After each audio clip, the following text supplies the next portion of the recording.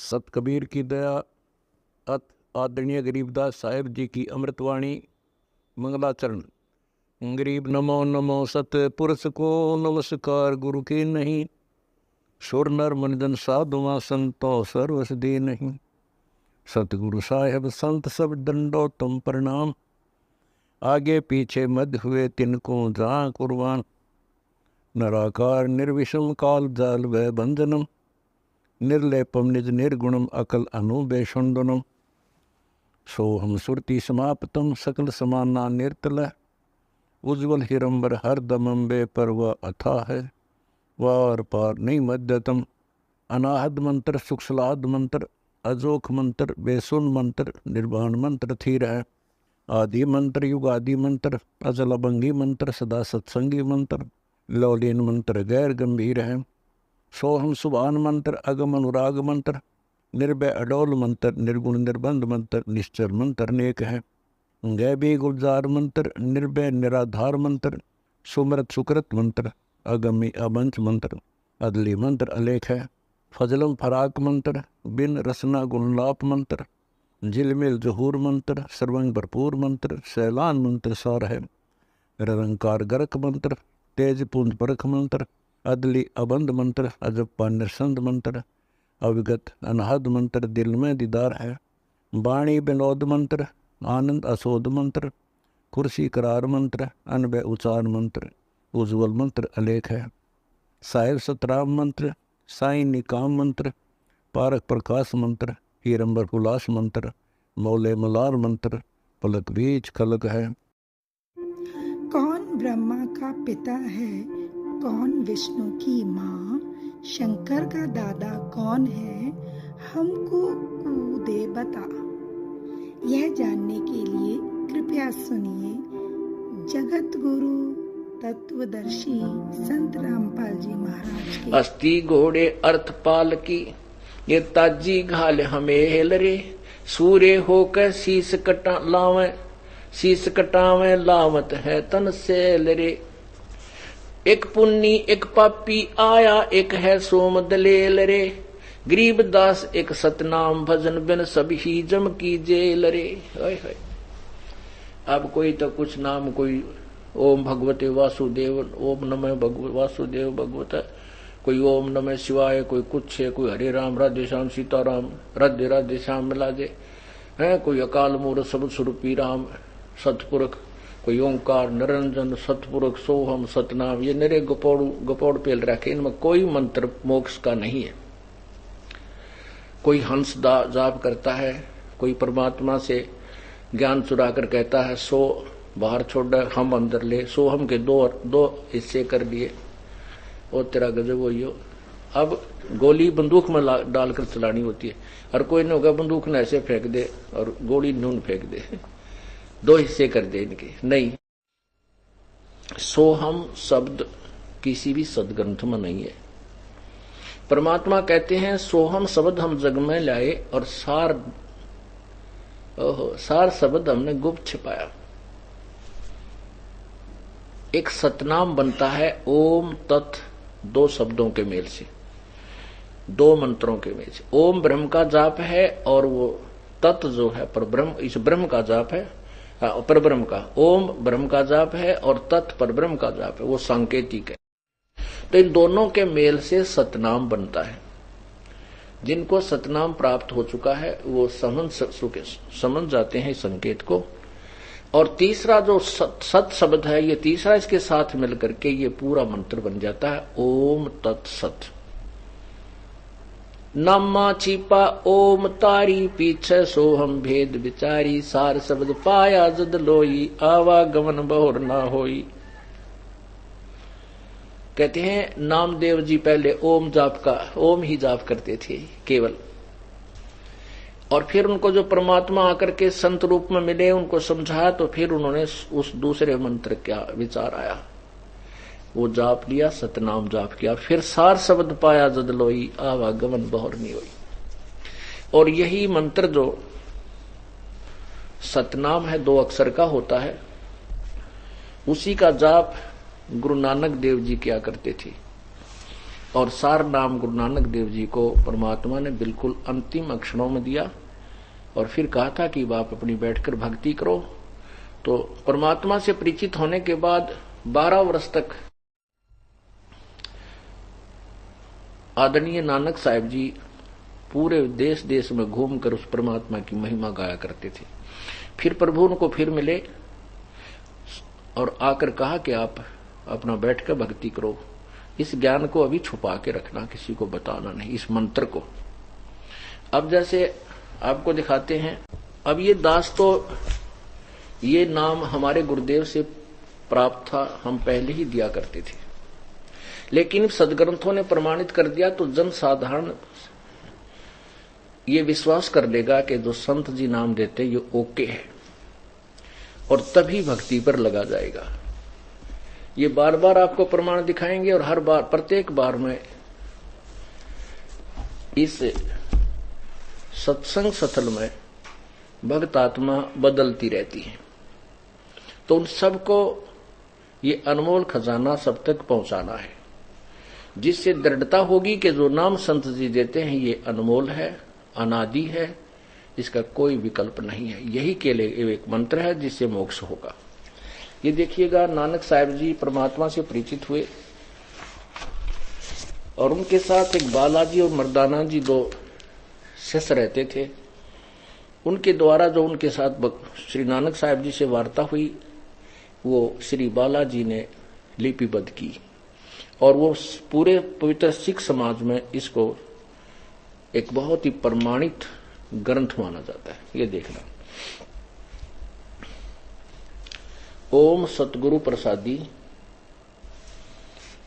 ई जन्म साखी अज तक छप चुकियां नालों वड्डी है, सब तो वड्डी ते पुरातन है, यानी पुरानी है, भाई बाले वाली जन्म साखी श्री गुरु नानक देव जी दी जन्म साखी, पंजे साहिब दी साखी दे, पंजे साहिब दी साखी ते 10 पातशाहां दे जीवन समेत। प्रकाशक हैं, ये है मुकम्मल साखियां हन। प्रकाशक है doctor Jawahar Singh Kirpal Singh and company. ये है पुस्तकां वाले गली नंबर 8 बाग रामानंद अमृतसर। इतने। अब इसके 547 पृष्ठ पर समुद्र की साखी है। ये समुद्र की साखी पृष्ठ 547। बाला संधु वाच, ये बाला संधु जी थे, उनके शिष्य आदरणीय नानक जी के।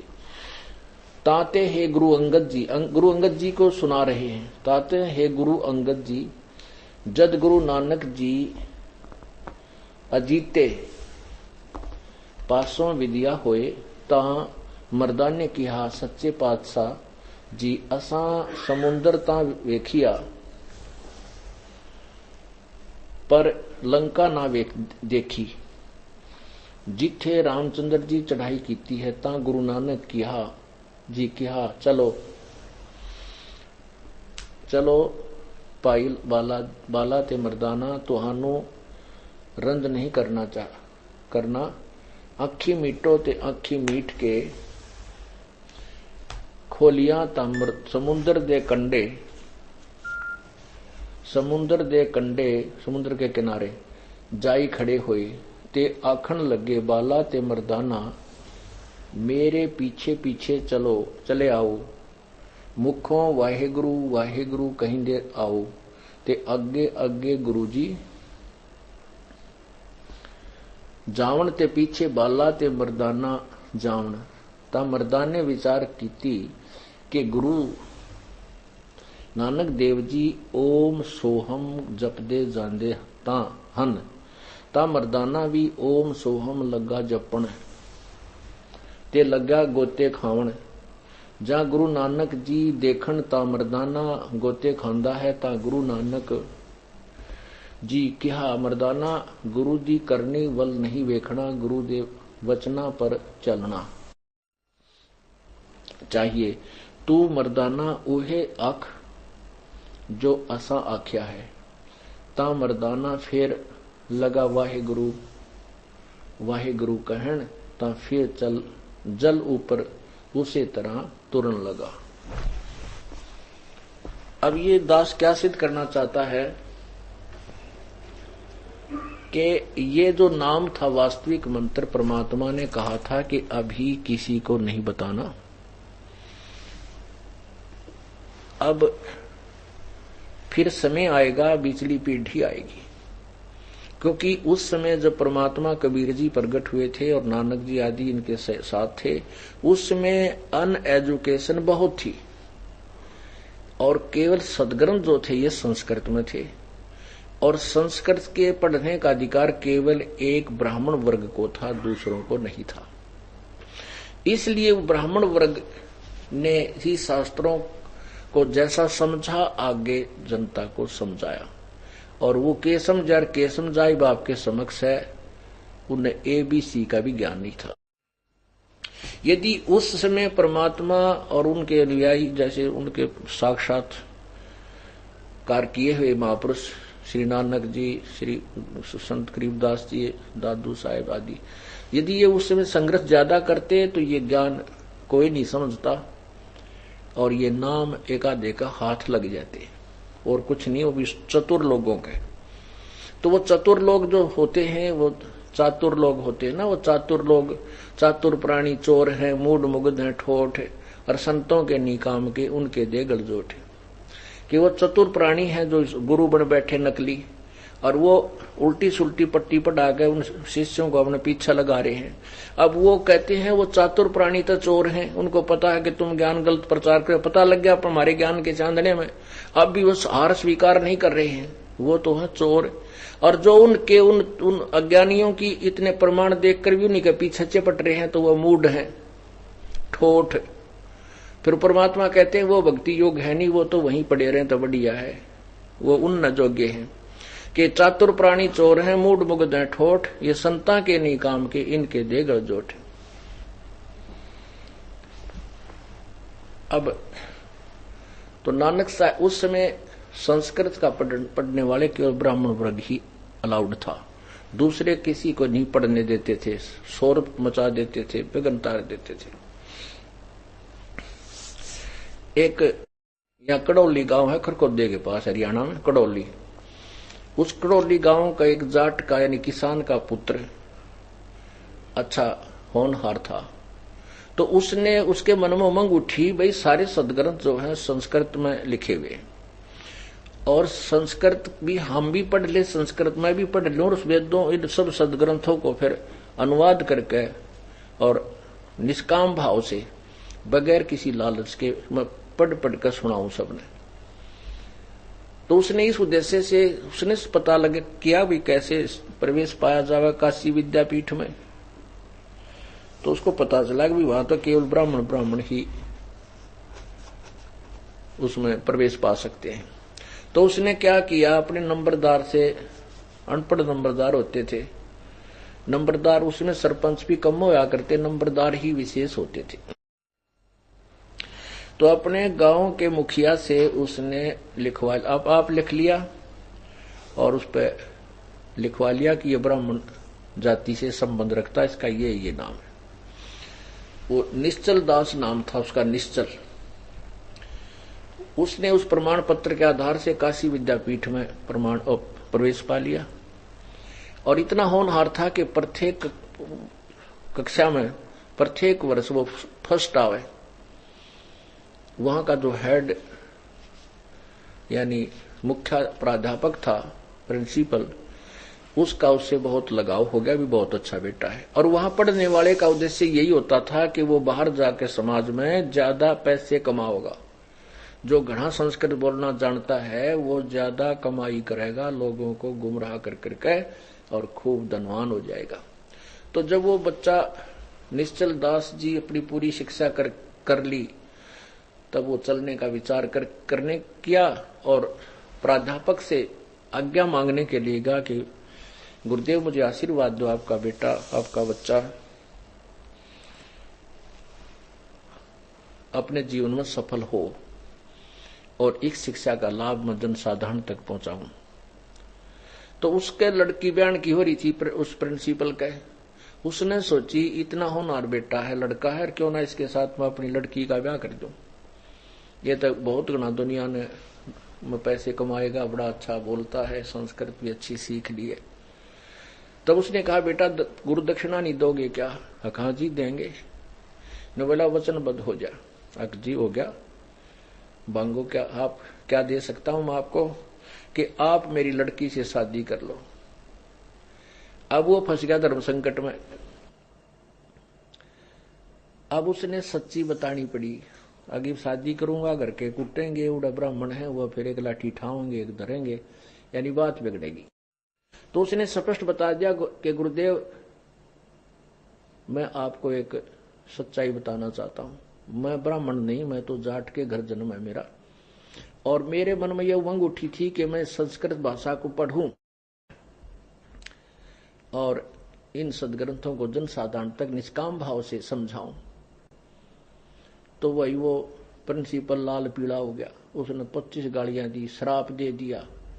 ने बोला कसम खा तू कि संस्कृत भाषा का को नहीं पढ़ेगा, ना इसमें कोई अनुवाद करेगा, ना इसको आगे प्रचार करेगा, कसम खा। उसने ने बोला जी मैं मेरा पीछा छोड़ो, कसम खा ली मैंने, मैं ना इस संस्कृत में पढ़ूंगा, ना इसने किताब पढ़ाऊंगा और ना इसका किताब प्रयोग करूंगा।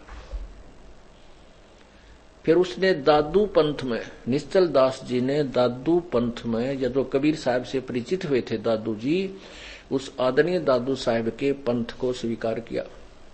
और इसमें साधारण संत भाषा में जो थोड़ा बहुत उसने दिशा ज्ञान ज्ञान तो उसने कुछ था को ना, उसका मैंने पढ़ा था निश्चल ग्रंथ ने ऊट पटांग भर रखा उसने भी सारा है। क्योंकि सदग्रंथों को समझना को बालकों का खेल है, एक संस्कृत भाषा को जान लेने से सदग्रंथ नहीं समझ में आया करते। कहने का मेरा भाव ये है कि ये न्यो ठेका ले रखा था एक वर्ग ने, और यह बिजली न्यो पड़ी रही, क्योंकि जनसाधारण तो पढ़ नहीं रहा था।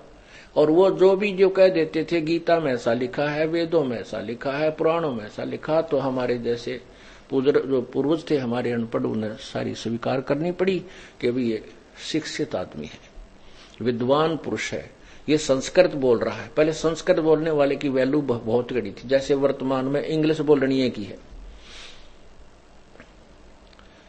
तो इस कारण से अब बिजली पड़ी रही, और परमात्मा ने 600 वर्ष पहले आकर के यही ज्ञान दिया था। ओए है, लेकिन इन अज्ञानी ऋषियों ने और नकली संतों ने इन महापुरुष परमात्मा की वाणी को ऊपर नहीं आने दिया। अब देखना, परमात्मा कहते तारा मंडल बैठे कर ये चांद बढ़ाई खावे, उदय हुआ तब सूर्य का ये स्यों तारों छप जावे। रात्रि के समय चंद्रमा की कितनी सुंदर रोशनी होती है, और सितारों में प्रधान होता है। और कहते सूर्य जब उदय होता है ना चांद दिखता, ना सितारे ना तारे दिखते। ऐसे ही ये परमात्मा के तत्व रूप ज्ञान रूपी का सूर्य उदय होने लग रहा है, और अन्य संतों के ये जो वेद और गीता का जो ज्ञान है, अनुवादन ज्ञान नहीं था, लेकिन हम वेदों और गीता के ज्ञान को भी इतना फीका हो जाएगा जैसे सूर्य के सामने चंद्रमा और तारे होते हैं। परमात्मा के तत्व ज्ञान के सामने वेद और गीता का ज्ञान भी इतना फीका पड़ जाएगा। तो पुण्यात्माओं, अब क्या बताया जा रहा है?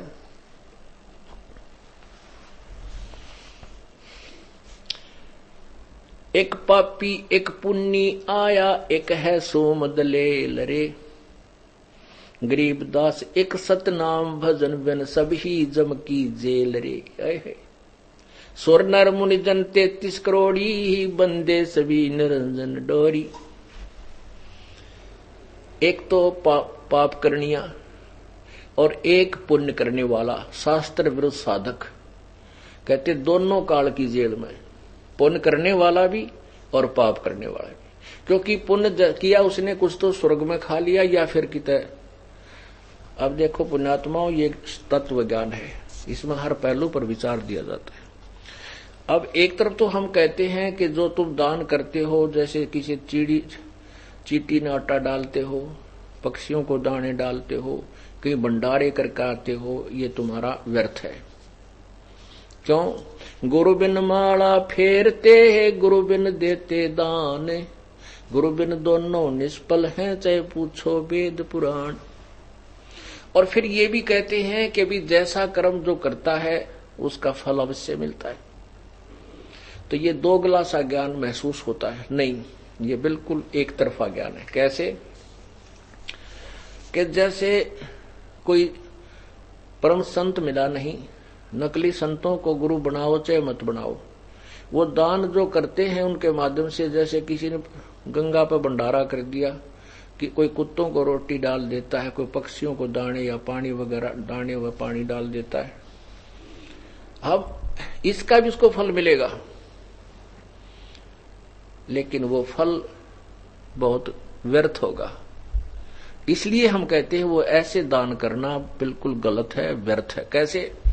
अब जैसे किसी ने अच्छे दान किया, खूब पशुओं को दाने वगैरह डाले, पक्षियों को बहुत सा जो धर्म पुण्य करते रहे, जिसको हम धर्म पुण्य मानते थे, ठीक है, उसका फल मिलेगा। कैसे? कि वो व्यक्ति अगले जन्म में कुत्ता बन गया, और कुत्ता बन गया तो वो एक ऐसे मालिक के घर उसका वास हुआ जिसके पास कार है। वो मालिक यानी मनुष्य तो ड्राइविंग कर रहा है, और कुत्ता पिछली सीट पर बैठ कर खिड़की में जीभ काट कर टौर से देख रहा है, और मनुष्य उसका ड्राइवर है। और अलग से उसका कमरा होता है, उसको खूब आज कूलर कालर एसी तक लगा देते हैं आजकल तो। और वेटरनरी सर्जन हफ्ते में 2 बार उसकी चेकिंग करने आता है, उसके स्वास्थ्य की। और खाने के लिए बड़ा सुंदर आहार उसको बगैर मांगे वहीं बैठे मिलता है। ऐसा क्यों? क्योंकि उस पुण्य प्राणी ने जब वो मनुष्य शरीर में था दान तो खूब किया, लेकिन अविधिवत किया। शास्त्र विधि को त्याग कर जो मनमाना आचरण करते हैं उनको ना तो कोई सुख होता है, ना गति होती है, ना उनका कोई मोक्ष होता है। गीता जी अध्याय नंबर 16 के श्लोक 23 में। अब वो उसने जो मनुष्य शरीर में पुण्य किया था वो मिला, लेकिन कुत्ते के जीवन में अब वो कुत्ते का जीवन पूरा करके सारी फैसिलिटी प्राप्त करके सुअर बन गया। अब बताओ उसने क्या फैसिलिटी मिलेगी? यदि वो व्यक्ति परम पूर्ण संत के माध्यम से नाम लेकर फिर जैसे वो बताता है ऐसे दान करता, या तो पार हो जाता, और नहीं तो मनुष्य जन्म मिलता। मनुष्य जन्म मिलता तो सुविधा भी अच्छी मिलती, वो कार भी मिलती, ड्राइवर भी मिलता, कोठी भी मिलती, एसी भी मिलता, और फिर परमात्मा दयालु है जैसे ही बाप को फिर ये मार्ग मिल गया। मनुष्य जीवन है तो ये मार्ग मिला, अगर मनुष्य जीवन ना होता तो ये मार्ग नहीं मिलता। तो फिर परमात्मा दया करके फिर भक्ति दे करके 1-2 जन्म में पार कर ही देते। तो क्या बताते हैं? एक पापी एक पुण्य आया, एक है सोमद ले लवे। एक तो दानी है, पुण्य करने वाला, एक कति कंजूस है, एक कति नरा मकोड़े मार यानी पापी है। कहते ये सब ही जम की जेल रे। अब जैसे उसने पुण्य किया कुत्ता बन गया, और कुछ जैसे और साधक हैं वो वेदों अनुसार साधना करते हैं, स्वर्ग चले जाते हैं, स्वर्ग के बाद फिर वापस आ जाते हैं, रह गए काल की जेल में। और पाप करा वो नरक में ठोक दिया, वो नरक भोग कर फिर आ गया। और ऐसे ही जो ना करते दान वो फिर सीधे ही की तरह पशु जोनी में चले जाते हैं। एक पुण्य एक पापी आया, एक है सोम दले लरे। गरीबदास सतनाम भजन बन, सब ही जम की काल की जेल रे।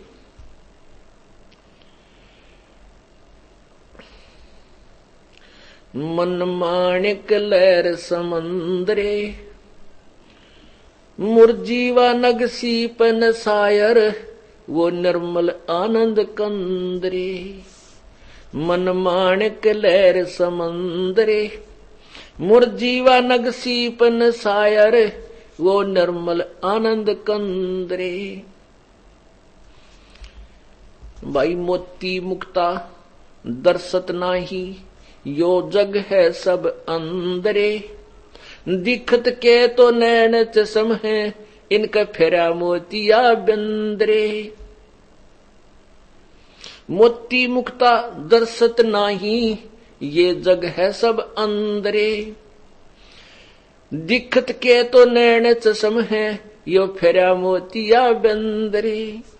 नर नारायण देही पाके, जय कट्या न जमका फंदरे, नतन रतन अमोली दर्शत नाही, दरगहवा की जंदरे।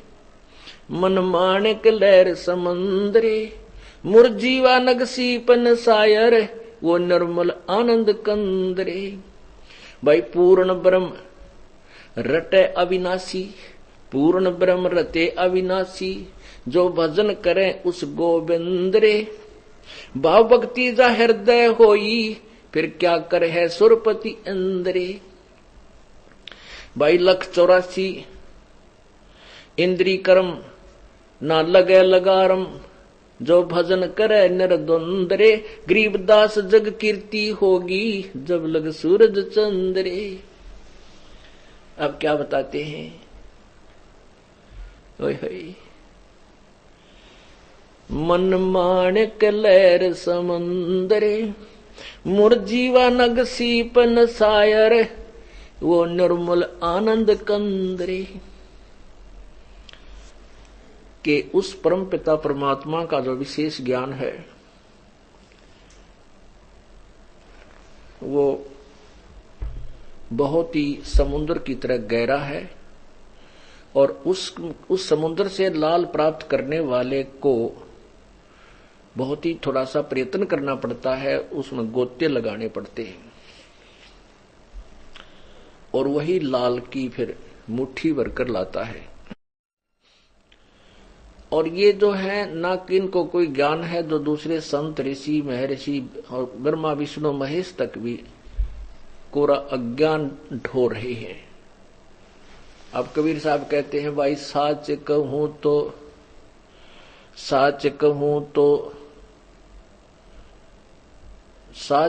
तो जग मारे, और झूठ कही ना जाइयो, साच ने पूरा पावते झूठा जगपति आइयो। निरंजन धन तेरा दरबार, निरंजन धन तेरा दरबार, जहां पर तनिक न न्याय विचार, जहां पर तनिक न न्याय विचार। भाई वैसा उड़े है मुल मुल खासा, गल मोतियों के आर, वैसा उड़े मुल मुल खासा, गल मोतियों के आर। पतिभरता को मिले न खादी, वो सूखा निरस आहार, निरंजन धन तेरा दरबार, निरंजन धन तेरा दरबार। भाई पाखंडी की पूजा जग में, संत को कहें लबारे। पाखंडी की पूजा जग में, संत को कहें लबारे। अज्ञानी को परम विवेकी, और ज्ञानी को मूड गंवार, निरंजन धन तेरा दरबार, निरंजन धन तेरा दरबार। जहां पर तनिक न न्याय विचार, जहां पर तनिक न न्याय विचार। कहे कबीर सुनो भाई साधो, या सब उल्टा व्यवहार। कहे कबीर सुनो भाई साधो, सब उल्टा व्यवहार। सच्चों को तो ये झूठ बताओ, इन झूठों का एतबार, निरंजन धन तेरा दरबार, निरंजन धन तेरा दरबार। जहां पर तनिक न न्याय विचार। कहे कबीर सुनो भई साधो, या सब उल्टा व्यवहार। कहे कबीर सुनो भई साधो, सब उल्टा व्यवहार। भाई सच्चों को तो ये झूठ बतावे, इन झूठों का एतबार निरंजन। धन तेरा दरबार निरंजन, धन तेरा दरबार, जहां पर तनिक न न्याय विचार। अब इसमें क्या बताते हैं, इसी शब्द से संबंधित है कि इन अज्ञानियों को तो मैं ऋषि कहा करते, जिन्हें कह ख का बिना बेरा होय होय। और कबीर परमात्मा को क्या लिखा है सत्यार्थ प्रकाश में महर्षि जी ने 11वें समोल्लास में 306 पृष्ठ पे, होय होय। कहते उसने वो ब्राह्मणा के पास पढ़ने गया था, किसी ने संस्कृत पढ़ाया को नहीं, इसलिए ऊट पटांग भाषा बनाकर आपा गान दा गया। और कुछ चुलाए जैसे नीच व्यक्ति उसकी जाल में फंस के, और तेरा और पुण्यात्मा उस परमात्मा ने 600 साल पहले यही सदग्रंथ जो संस्कृत हो रही थी वो सिंपल लैंग्वेज में कति ट्रांसलेट कर रखे थे, जो आज आपके समक्ष दास बता रहा है। अब गीता जी ज्ञानदाता कौन है ये नहीं बेरा ने, और गीता जी का डंडोरा पीटनिया की कमी नहीं, और इस जैसा सदग्रंथ नहीं ये मानती है तो सत्य है। गीता एक बहुत अनमोल शास्त्र है, लेकिन इसमें क्या लिखा है, गीता जी में संदेश क्या दे रही है, ये किसी को ज्ञान नहीं आज तक। कबीर परमात्मा ने 600 वर्ष पहले बता दिया था, या आज इस दास के ऊपर मेहर की उस परम पिता ने इस तुझबुझ जीव का यो ज्ञान योग खोल दिया।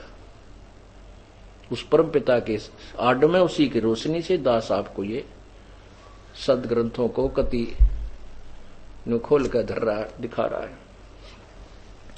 तो क्या बताते हैं कि मोती मुक्ता दर्शत नाही, यो जग है सब अंदरे। दिखत के तो नैन चश्म, इनका फिरा मोतिया बंदरे। ये बड़े विद्वान दिखे थे, बड़े महापुरुष विद्वान महर्षि संत मंडलेश्वर, बड़े संस्कृत के ज्ञातार भैया तो बड़े आचार्य हैं। इन कहता है सफेद मोतिया बंद हो रहा था। जिसका सफेद मोतिया हो ना आंखा में, आंख इतनी साफ दिखा करें, लेकिन उसने दिखता कति कुछ नहीं। अंधा होता नपट अंधा हो है वो, जिसका सफेद मोतिया हो जाए। आंख इतनी बढ़िया दिखे जैसे बहुत ही अच्छी नजर वाला आदमी होगा यो। तो ऐसे ये अज्ञानी ऋषि महर्षि, इनका मोतिया बंद था, अज्ञानी थे ये कति, और इनको कति आंख्याड़ा मान्या करते थे। मोती मुक्ता दर्शत नाही, ये जग है सब अंदरे। ये मोती मुक्ता यानी जो मुक्त करने वाला वास्तविक मोती यानी नाम है, मुक्ति रूपी मोती का वे ऑफ वर्शिप, उसकी साधना का किसी ने ज्ञान नहीं।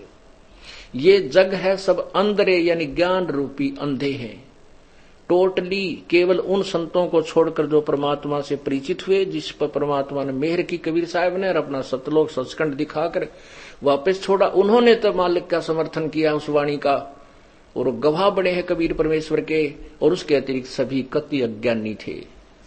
किसी को ना वेदों के पढ़ने वालों को वेदों का ज्ञान, ना गीता जी के पढ़ने वाले को गीता जी का ज्ञान, और ना ही ग्रंथ साहिब को पढ़ने वालों को ग्रंथ साहिब का ज्ञान, ना कुरान शरीफ के पढ़ने वालों को कुरान शरीफ का ज्ञान, ना बाइबल जी को, पवित्र बाइबल को पढ़ने वालों को पवित्र बाइबल का ज्ञान। क्यों नहीं ज्ञान? क्योंकि पवित्र बाइबल में उत्पत्ति ग्रंथ में लिखा है कि परमात्मा ने 6 दिन में सृष्टि रची, और 6ठे दिन उसने क्या किया कि मैं मनुष्यों को रचूंगा। भगवान ने कहा, अल्लाह ने, उस गॉड ने, और भगवान ने मनुष्यों को कहा कि मैं इनको अपने जैसा, अपने स्वरूप में इनकी रचना करूंगा। भगवान ने मनुष्य को अपने ही स्वरूप के अनुसार उत्पन्न किया। तो भगवान कैसा? भगवान मनुष्य जैसा। और किसी ईसाई ने पूछ रहे कि God is formless, God is formless, भगवान निराकार है। अरे हमारा शास्त्र कह रहा है तुम्हारा कि वो साकार है, तुमको निराकार है। तो दिक्कत के नैन चश्मिन का फेरा मोतिया बंदरे। ऐसे ही कुरान शरीफ सूरत फुरकानी 25 आयत 52 से 59 में स्पष्ट किया है कि वो कबीर नाम का अल्लाह है, भगवान है, और उसी ने सभी सृष्टि रची है, और वो सब पापों का विनाश करने वाला है और सबको सुख देने वाला वही है। और वो हजरत मोहम्मद जी को जिंदा महात्मा के रूप में मिला था।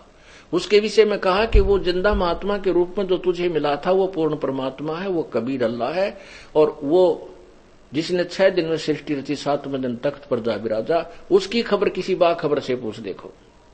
तो परमात्मा साकार हुआ, क्योंकि 6 दिन में सृष्टि रची और ऊपर जाकर बैठ गया, एक देशीय हुआ तो साकार है। तो आप मुसलमानों से पूछिए, वो कहेंगे भगवान तो बेचून है, निराकार है। आप वेदों के पढ़ने वाले को पूछो, वो कहे भगवान तो निराकार है। और वेद कहते हैं अग्नि, यजुर्वेद अध्याय नंबर 5 का मंत्र नंबर 1, अग्नि तनुरसी विष्णुवे तवा सोम से तनुरसी। 2 बार गवाही दे रखी, भगवान साकार है, सशरीर है, और उस परमात्मा का सबके पालन करने के लिए भी एक शरीर है, उस अमर पुरुष का शरीर है। यानी एक रूप में परमात्मा कंट्रोलर रूप में रहता है, दूसरा अपना ही स्वरूप बना करके वो पृथ्वी पर आ जाता है, अन्य रूप धारण करके अतिथि रूप में कुछ समय के लिए। तो उसके लिए परमात्मा कहते हैं मोती मुक्ता दर्शत नाही, यो जग है सब अंदरे, दिखत के तो नैन चश्म इनके, फेरा मोतिया बंदरे। बोलो सतगुरुदेव। तो यहाँ सतलोक आश्रम में ये इस मोतिया बिंद का ऑपरेशन कति ओके किया जाता है, और कुछ दिनों में आप देख लेना परमात्मा की इस अमृत ज्ञान का डुंडा उठेगा, पूरे विश्व में धमाका होने वाला है कुछ दिनों में, और सारा संसार दांतों तरह उंगली दबाएगा कि ये निर्मल ज्ञान ये कहां छुपा था अभी तक, और पूरा विश्व में शांति फैल जाएगी।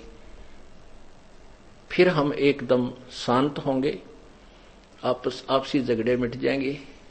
माया के कारण आज ना बेटा बाप की परवाह करता है, ना इज्जत की, यानी होकंड क्रोख, केवल माया कमाना ही उसका उद्देश्य बन गया है। कुछ समय के बाद ये माया दुश्मन दिखने लग जाएगी इस प्राणी को, क्योंकि 2 नंबर से कमाई हुई वो जहर दिखाई देगी, फिर विष को कोई नहीं खा सकता, और पूरा विश्व शांत होगा, भगवान की भक्ति करेंगे और मोक्ष हो जाएगा। बोलो सतगुरुदेव। कर जोरूं विनती करूं, धरूं चरण पर शीश, गुरु राम देवानंद जी महाराज ने दियो नाम बख्शीश। कोटि कोटि सिजदा करूं, कोटि कोटि प्रणाम, चरण कमल में राखियो मैं, बंदी जाम गुलाम।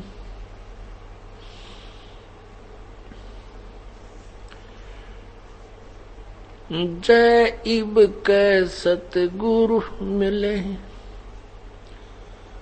सब दुख आँखों रोए, चरणों ऊपर शीश धरूं, कहूं जो कहनी हो, गुरु जी तुम ना भूलियो। कबीर गुरु जी मिल लेंगे, पूछेंगे कुशलात, आद अंत की सब कहूं,